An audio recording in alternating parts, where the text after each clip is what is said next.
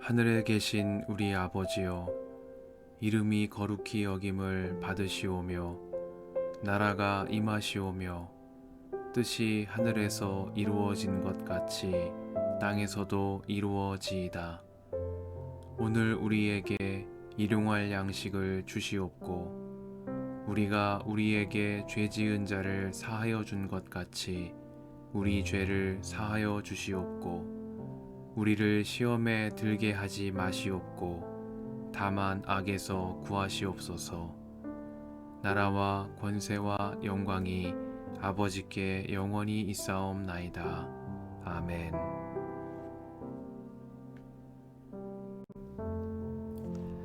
나는 그리스도 안에서 참말을 하고 거짓말을 하지 않습니다.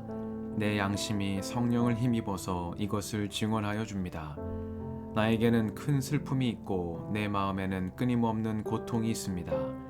나는 육신으로 내 동족인 내 결례를 위하는 일이면 내가 저주를 받아서 그리스도에게서 끊어질지라도 달게 받겠습니다.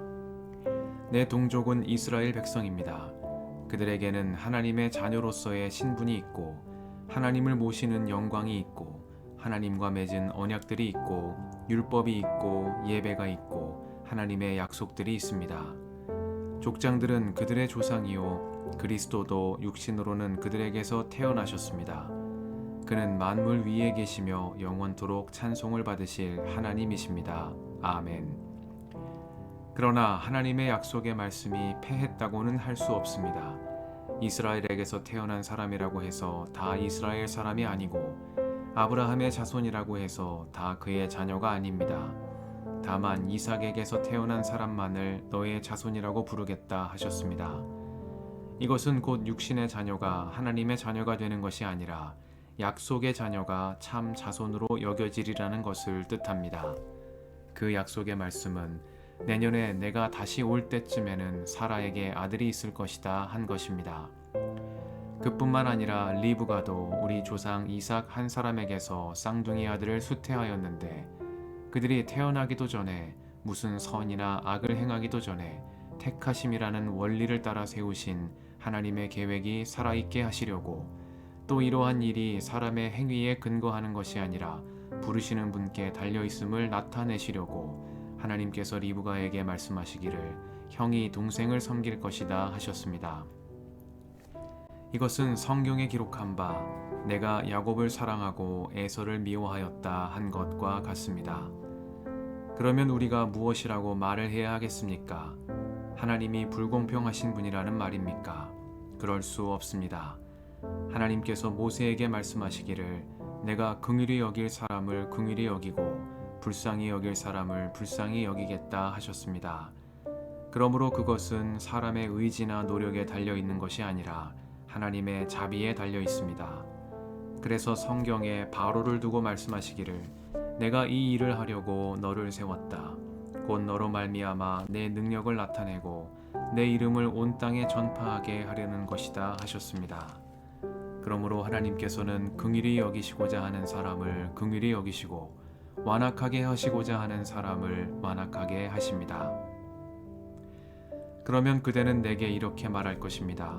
그렇다면 어찌하여 하나님께서는 사람을 책망하시는가?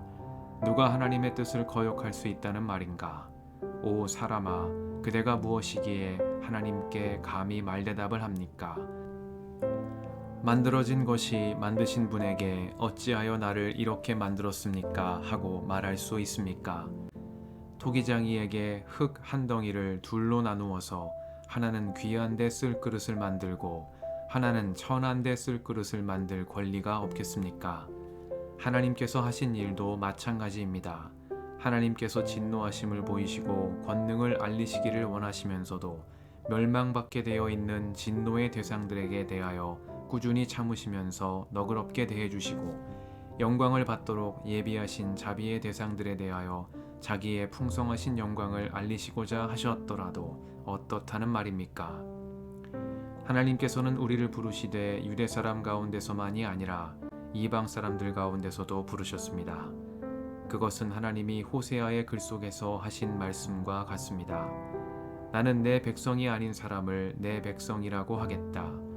내가 사랑하지 않던 백성을 사랑하는 백성이라고 하겠다. 너희는 내 백성이 아니다 하고 말씀하신 그곳에서 그들은 살아계신 하나님의 자녀라고 일컬음을 받을 것이다. 그리고 또 이사야는 이스라엘을 두고 이렇게 외쳤습니다. 이스라엘 자손의 수가 바다의 모래와 같이 많을지라도 남은 사람만이 구원을 얻을 것이다. 주님께서는 그 말씀하신 것을 온전히 그리고 조속히 온 땅에서 이루실 것이다. 그것은 또한 이사야가 미리 말한 바 만군의 주님께서 우리에게 씨를 남겨주지 않으셨더라면 우리는 소돔과 같이 되고 고모라와 같이 되었을 것이다 한 것과 같습니다. 그러면 우리가 무엇이라고 말해야 하겠습니까? 의를 추구하지 않은 이방 사람들이 의를 얻었습니다. 그것은 믿음에서 난 의입니다. 그런데 이스라엘은 의의 율법을 추구하였지만 그 율법에 이르지는 못하였습니다. 어찌하여 그렇게 되었습니까? 그들은 믿음에 근거하여 의에 이르려고 한 것이 아니라 행위에 근거하여 의에 이르려고 했기 때문입니다. 그들은 걸림돌에 걸려 넘어진 것입니다. 그것은 성경에 기록한 바와 같습니다. 보아라, 내가 시온에 부딪히는 돌과 걸려 넘어지게 하는 바위를 둔다. 그러나 그를 믿는 사람은 부끄러움을 당하지 않을 것이다.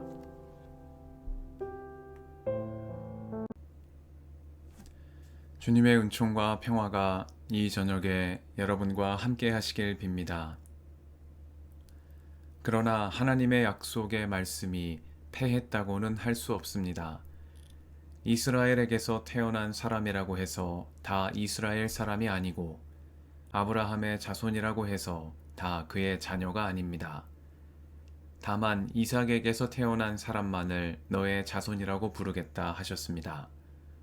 이것은 곧 육신의 자녀가 하나님의 자녀가 되는 것이 아니라 약속의 자녀가 참 자손으로 여겨지리라는 것을 뜻합니다. 말씀 앞에서 성령의 인도하심과 지혜를 구합니다.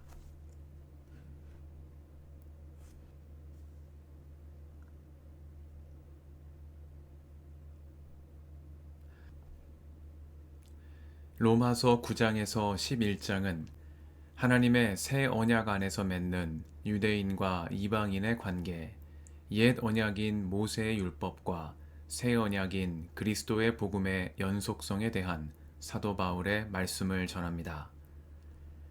여기에서 바울은 믿음으로 의롭다 하심을 얻는다는 복음이 모세의 율법을 폐하는 것이 아니라 오히려 율법의 완성이라는 논증을 펼쳐나갑니다.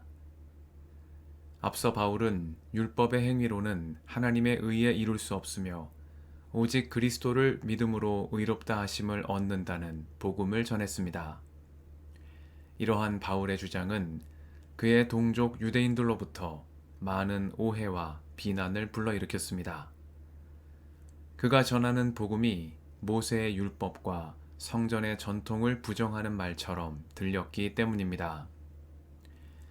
그러나 로마서 9장은 사도 바울이 율법과 복음, 행위와 믿음, 옛 언약과 새 언약을 이분법으로 구분하지 않고 서로 대립하는 것으로 여기지도 않았음을 보여주고 있습니다. 여기에서 바울은 그리스도를 통해 믿음으로 의롭다 하심을 얻게 된 복음을 전하면서도 하나님의 약속의 말씀이 패했다고는 할 수 없다 말합니다.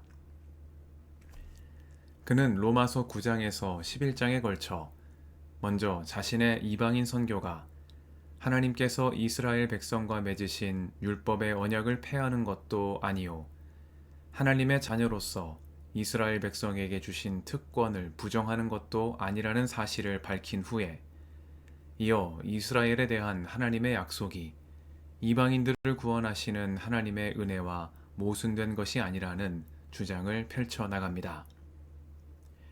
바울은 하나님께서 이스라엘과 맺으신 언약을 기억하고 이스라엘을 하나님의 백성으로 택하여 부르셨음을 인정하는 가운데 율법과 복음, 행위와 믿음, 옛 언약과 새 언약이 단절된 채 대립하는 것이 아니라 하나님의 구원의 역사 가운데 연속되고 완성되고 있다는 말씀을 전하고 있는 것입니다. 이러한 관점은 바울이 믿음과 은혜만을 강조하고 하나님께서 이스라엘과 맺으신 언약을 부정하며 율법의 행위를 경시한 사람이라는 오해를 바로잡는 중요한 통찰을 제공하고 있습니다. 나아가 이러한 관점은 믿음으로 의롭다 하심을 얻는다는 이신칭의의 교리를 행위 무용론으로 연결지어 구약의 말씀을 폐하고 율법이 가르치고 계승하고 있는 신앙인의 올바른 삶에 대한 윤리적 책무로부터 자기 자신을 해방시키려는 우리 시대의 자기중심적 신앙에 경종을 울립니다. 사도 바울이 전한 복음은 율법의 폐기가 아니라 그리스도 안에 있는 하나님의 은혜와 사랑을 통한 율법의 완성입니다. 그리고 이 복음은 마태복음에서 예수님께서 제자들에게 하신 말씀, 곧 내가 율법이나 예언자들의 말을 폐하러 온 줄로 생각하지 말아라. 폐하러 온 것이 아니라 완성하러 왔다 하신 말씀의 연장입니다. 다만 바울은 이스라엘에게서 태어난 사람이라고 해서 다 이스라엘 사람이 아니고 아브라함의 자손이라고 해서 다 그의 자녀가 아니라 말합니다. 하나님께서 이삭을 택하여 부르심은 그의 자격 때문이 아니라 하나님의 택하신 은혜 때문인 것처럼 육신의 자녀가 하나님의 자녀가 되는 것이 아니오 약속의 자녀가 참 자손으로 여겨진다 말씀하고 있는 것입니다. 이러한 사도 바울의 말씀은 택함 받은 이들로 하여금 스스로를 자랑하지 않고 오직 택하신 주님의 은혜만을 바라보게 합니다. 우리가 지금 여기에 서 있는 것은 유대인이기 때문도 아니고 이방인이기 때문도 아닙니다. 우리가 교육받은 사람이고 존경받을 만한 위치에 있는 사람이며 종교적으로 열심 있고 경건하기 때문도 아닙니다. 우리는 우리 자신의 노력으로 하나님의 자녀로 택함받은 것이 아니라 오직 값없이 베풀어 주시는 은총으로 인하여 하나님의 자녀로 여김받게 된 사람들입니다. 바울은 이 하나님의 은혜에 있어 유대인과 이방인 사이에 아무 차별이 없다고 선포하고 있는 것입니다. 스스로 구원받을 만한 자격이 있다고 생각하는 아브라함의 자손이나 그들이 자격 없다고 여기는 이방인들이나 모두 하나같이 하나님의 값없이 베풀어 주시는 은혜로 하나님의 자녀로 여김받게 된 존재라는 새로운 은혜의 선포인 것입니다. 사도 바울이 전하는 복음 앞에서 우리의 모습을 돌아봅니다. 우리가 품고 있는 자부심이 무엇이든 그 자부심은 우리를 구원에 이르게 하지 못하며 오직 하나님의 은혜만이 우리를 구원의 자녀 되게 하신다는 사도 바울의 외침을 기억하며 겸손한 믿음과 신실한 행실로 주님의 영광에 이르는 삶이 되게 해주시기를 이 저녁에 간구드립니다. 함께 기도하시겠습니다.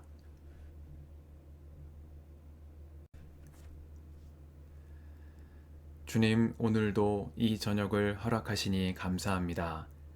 하나님의 자녀라 칭함받기에 아무 자격과 공로 없는 우리를 그리스도를 통하여 구원하시며 약속의 자녀로 삼아주신 하나님, 저희로 주님의 크신 은혜와 사랑을 기억하며 겸손한 믿음과 신실한 행실로 주님의 영광에 이르는 삶이 되게 하옵소서. 우리의 길과 진리와 생명이신 예수님의 이름으로 기도드립니다. 아멘.